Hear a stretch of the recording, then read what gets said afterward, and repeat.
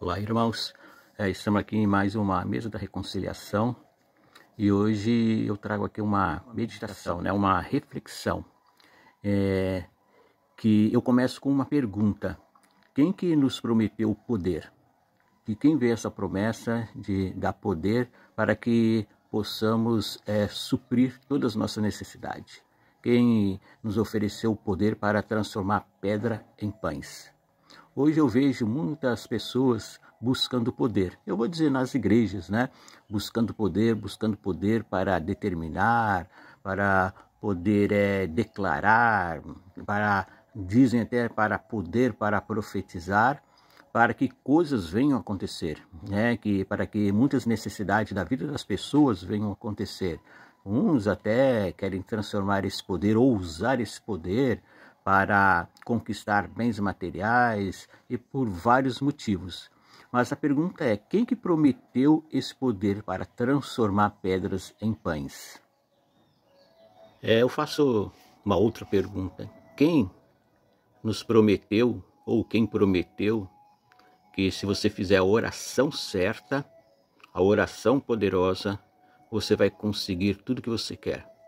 Que você vai conseguir os livramentos de todos os males dessa terra, que pela oração você vai conseguir livrar-se de toda a tentação, de todos os problemas, de todas as dificuldades.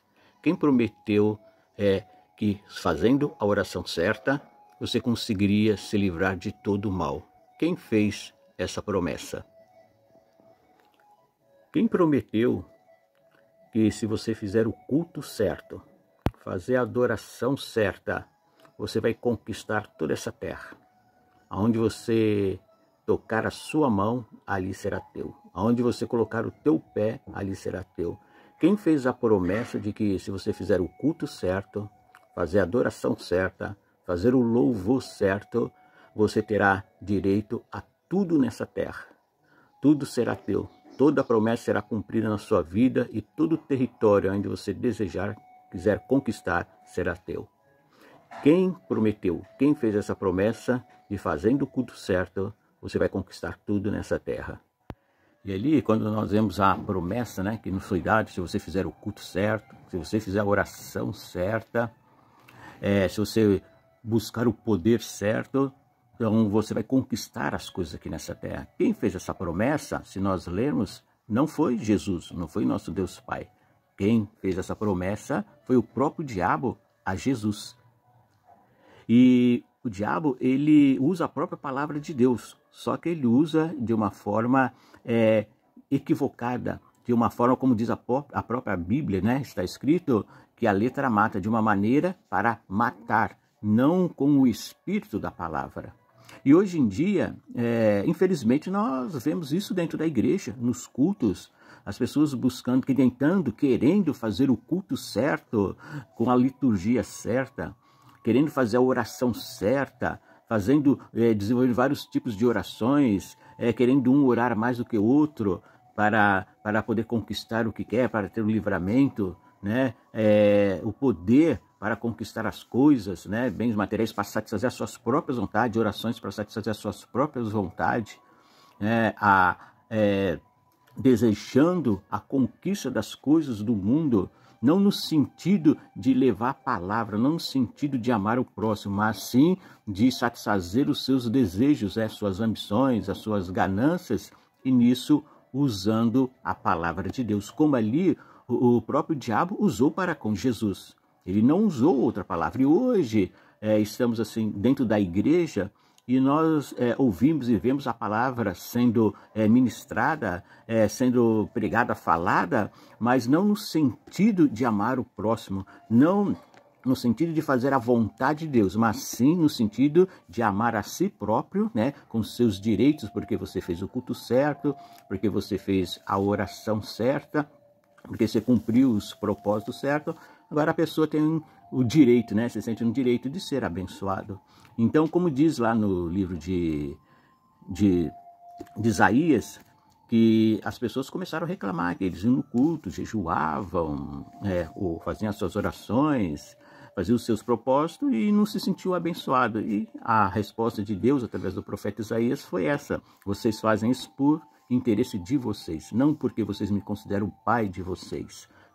E nós vemos também isso em outras passagens, falando do mesmo assunto, dessa mesma colocação de que, usando a palavra, mas em proveito próprio.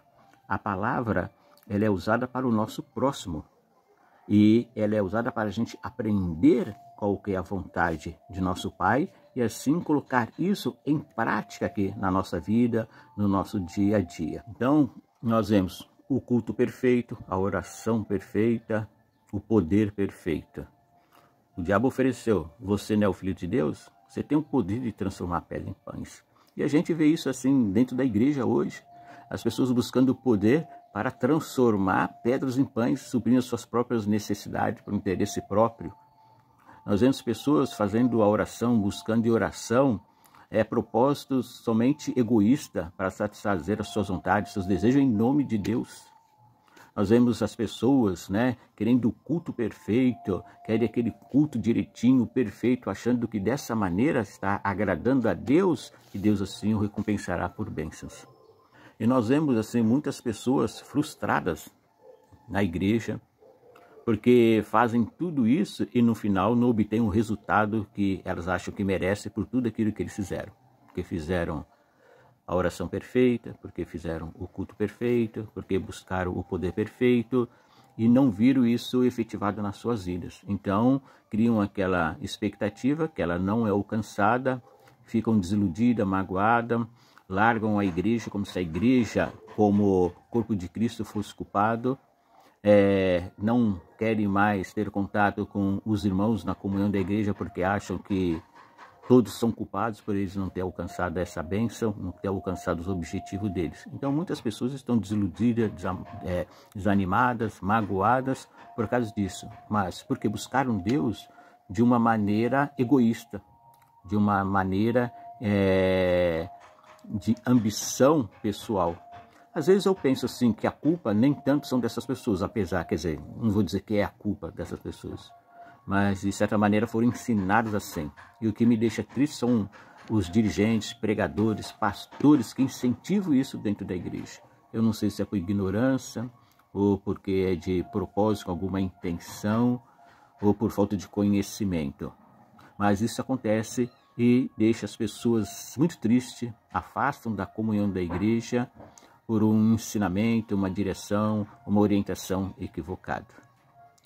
Então hoje nós temos que entender que oração, culto e poder, isso é para que se manifeste em nós Deus, nosso Deus Pai, em relação ao nosso próximo. Então nós devemos buscar isso não no interesse próprio, não no interesse próprio como ali o diabo ofereceu a Jesus.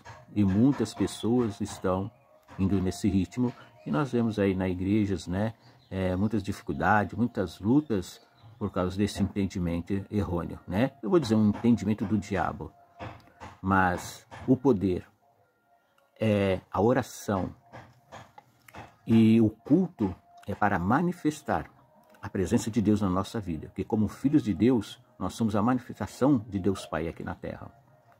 Então, tudo isso é para manifestar ao nosso próximo a presença de Deus, para que ele veja Deus em nós e ele descubra, perceba que Deus já está nele, habita nele e ele também assim por diante. Vá amando o seu próximo. A nossa conquista, a nossa oração, o nosso culto é para manifestar a presença de Deus aqui nessa terra. Porque todas as necessidades serão supridas, como Jesus disse. Serão todas elas supridas em nossa vida, na nossa família, se estivermos na vontade de Deus. Mas isso não é por uma recompensa, não é por um interesse, nem por uma necessidade. É porque nós somos filhos de Deus. E como filhos de Deus, nós agimos dessa maneira. Nós temos alegria em manifestar a presença de Deus, independente daquilo que temos ou que seremos dentro do nosso querer. Mas sim a vontade de Deus se cumprindo em nós. Assim, todas as nossas necessidades serão supridas e nós não seremos enganados pelo diabo usando a própria palavra de Deus. Bom, que Deus abençoe vocês, que essa reflexão possa nos ajudar e daqui a pouco estaremos de volta com mais uma Mesa da Reconciliação. Deus te abençoe.